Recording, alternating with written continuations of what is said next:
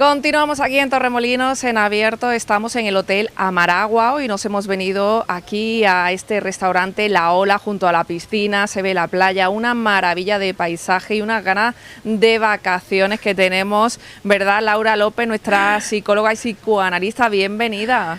Hola Marina, la verdad que sí, que es que este ambiente, estás ya un poco entre modo vacaciones y que ves toda esta maravilla de la gente descansando, el ambiente, el calorcito, y la verdad es que se siente bien. Y también cambiar, ¿no? Porque yo que estoy siempre en el despacho, ¿no? Venirme aquí a encontrarme con vosotros, pues es una alegría, la verdad. Pues para nosotros también tenerte aquí, que como siempre nos descubre nuevos temas. Y hoy vamos a hablar de uno que yo tengo que decirte que no tenía ni idea, que es el síndrome del impostor.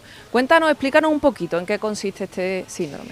Bueno, es una terminología un poco que digamos que es más antigua, ¿no? Esa percepción de que te falta algo, que no tienes, que no llegas, ¿no? Es como una sensación de que muchas veces cuando has conseguido ciertos logros, como si no te los merecieras, como si fueras una especie de impostor, ¿no? Como si estuvieras en un lugar que no te corresponde, como si no tuvieras esa capacidad para estar donde estás, ¿no?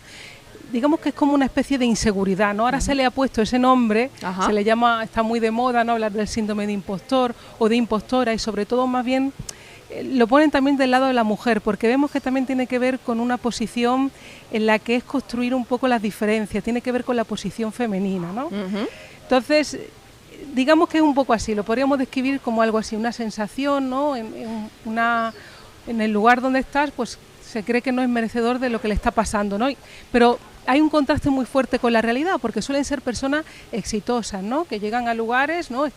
Son empresarios, empresarias, o puestos de dirección, o incluso un cambio en el trabajo, una trayectoria que tiene uno profesional, y de repente ahí pues se origina todo ese trabajo que habíamos hecho para conseguir ese lugar, y de repente una vez que está uno en ese lugar dice: uy, yo no me siento capaz, ¿no? No tengo esa capacidad.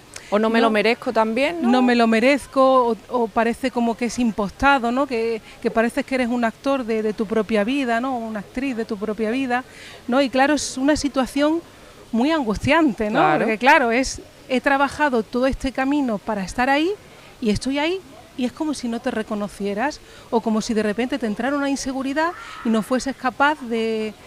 te quedas como detenido, ¿no? Como impactado por ese momento en el que como si todo se te cayera, ¿no? Como si todo lo que has construido fuera una mentira, ¿no? ¿Y se suele dar también en sitios donde hay más competitividad, ya sea académica o laboral?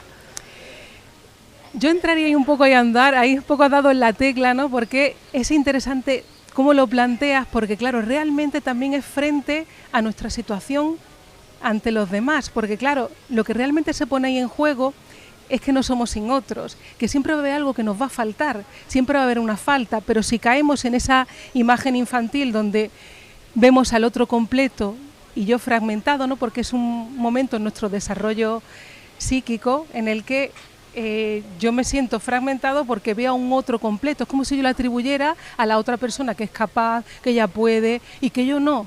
Pero es falso, ¿no? Es como una idea infantil, es como una idealización infantil, porque la otra persona tampoco puede, tampoco lo tiene, ¿no? Tampoco está completa, tampoco es perfecta, sino que necesitamos de otras personas, de un recorrido, de un trabajo, de estar entre otros para construirnos. Entonces es la ilusión de creer que el otro está perfecto, que ya viene hecho, y yo no.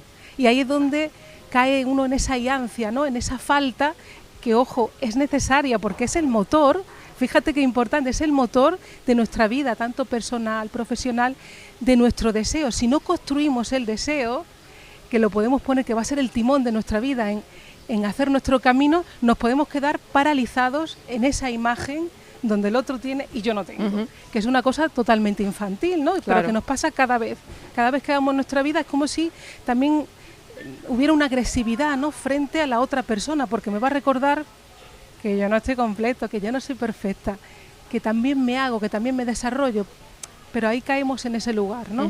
Es un síndrome que no se mantiene, ¿no? Que puede aparecer y desaparecer a lo largo, pues, de nuestra historia, de nuestra vida, ¿no? Claro, además que es muy interesante eso también que comenta, porque vemos cómo estamos atravesados, ¿no? Psicoanálisis, por ejemplo, hablamos de construir nuestro deseo, ¿no? Donde en la transferencia con el psicoanalista la persona se va conociendo mandatos que tiene inconscientes, ¿no? Frases en las que está muy sujeta y le impiden seguir hacia adelante, también idealizaciones, ¿no? Y ahí vemos que en ese juego en el que se establece con el psicoanalista va a poner, digamos, a relucir toda esa imposibilidad que tiene para poder dirigir su deseo y ponerlo en juego en su vida, ¿no? Entonces estamos atravesados por nuestra historia personal, por frases, por, digamos, mandatos sociales o mandatos internos familiares, ¿no?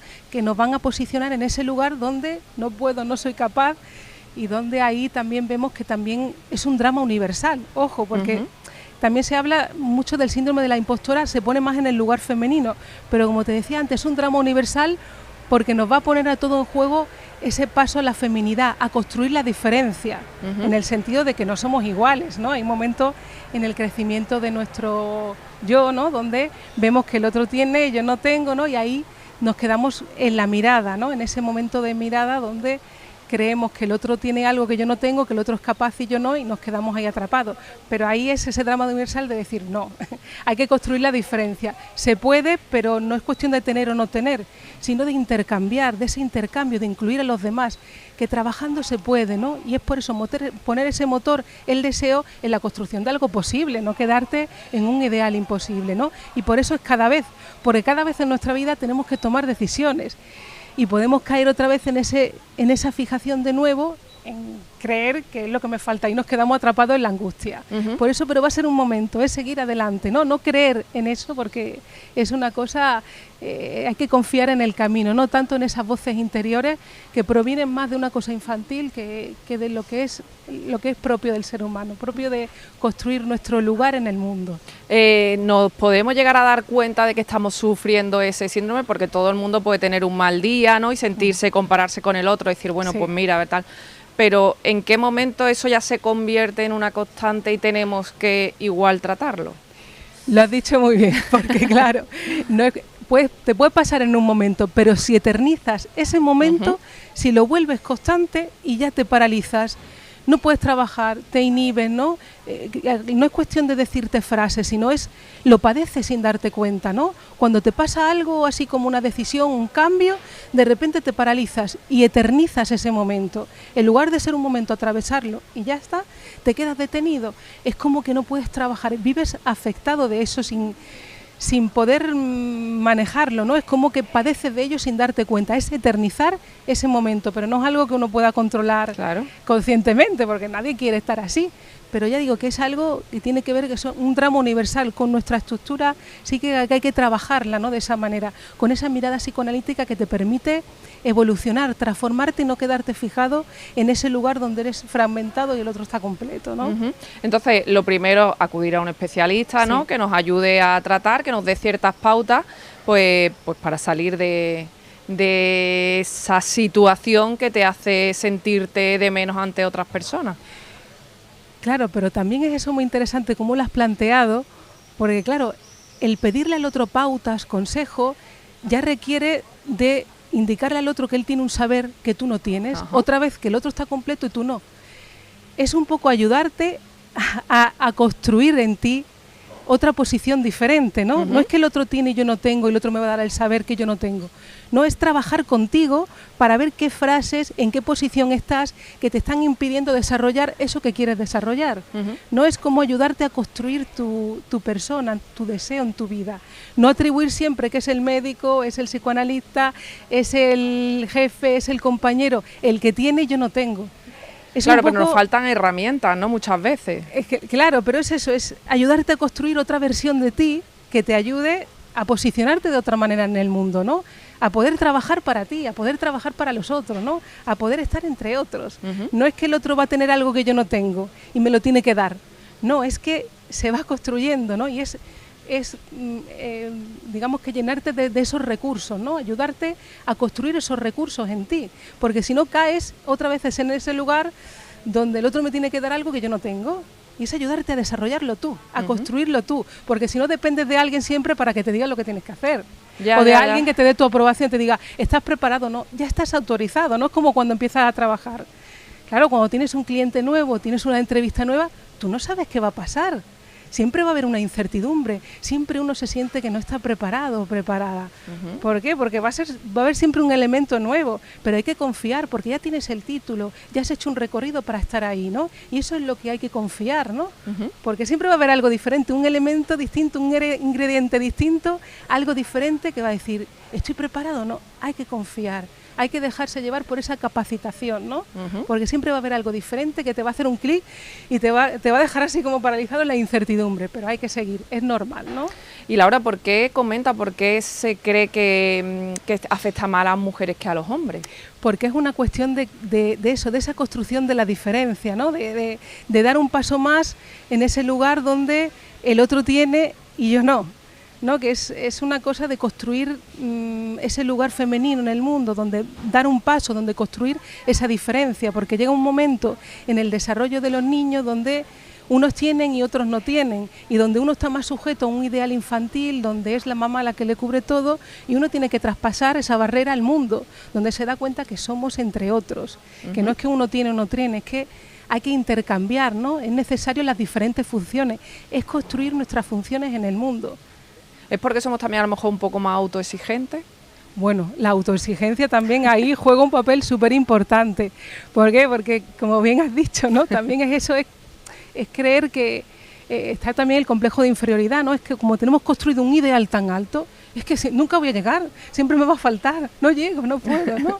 Entonces es eso también, que es muy interesante, ¿no? Esa autoexigencia habla también de que tenemos unos ideales tan elevados que es imposible, ¿no? Y hay que poner los pies a la altura de los pies, ¿no? La realidad es la que te va a ir guiando, ¿no? También dice el poeta, se hace camino al andar, porque es con los elementos de la realidad. Si no estás tú con tu cabeza creyéndote que eres perfecto, único, y muchas veces tienes un problema y a lo mejor no lo puedes resolver en ese momento, pero luego hablas con alguien, te pasa otra cosa, introduce otra cosa y más adelante, igual en la combinación de otras cosas y de otras personas, se puede solucionar, ¿no? Pues sí, tenemos que ir trabajando día a día y, como tú dices, ir construyéndonos y mirarnos desde dentro y desde ahí proyectar hacia afuera, ¿no? Claro, si no caemos un poco en esa ansiedad de querer ya y rápido, y no se puede, ¿no? Hay que un poquito de paciencia.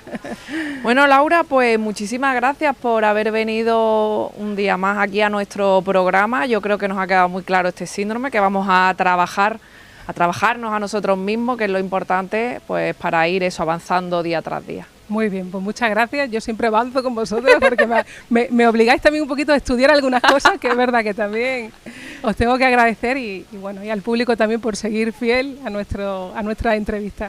Muchísimas gracias. Gracias. Bueno, pues ponemos aquí el punto y final al programa de hoy. Volveremos mañana aquí en el Hotel Amaragua con nuevas entrevistas y reportajes. Que pasen una feliz muy tarde de martes, San Fermín. Adiós.